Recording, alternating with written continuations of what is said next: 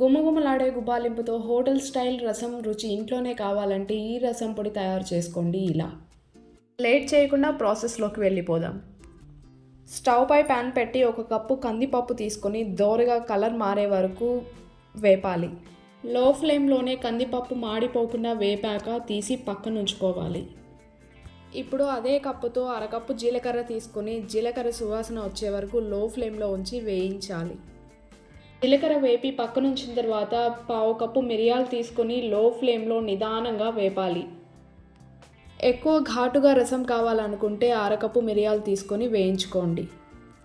మిరియాలు వేయించి పక్కనుంచిన తర్వాత 1/2 కప్పు ధనియాలు తీసుకొని దోరగా వేపాలి. ధనియాలు కొద్దిగా వేగిన తర్వాత 1/2 స్పూన్ మెంతులు తీసుకుని అందులోనే కలిపి వేయించాలి. తొడిమలు తీసిన ఎండుమిర్చి 10 నుంచి 12 వరకు వేసి వేయించుకోండి మీ కారంకి తగినట్టు. ఎండుమిర్చి వేయించి పక్కనుంచిన తర్వాత 4 రెబ్బల కరివేపాకు తీసుకుని వేపాలి.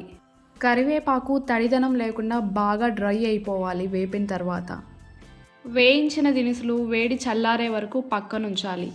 వేడి చల్లారిన తర్వాత ముందుగా కందిపప్పు తీసుకుని బరకగా గ్రైండ్ చేయాలి.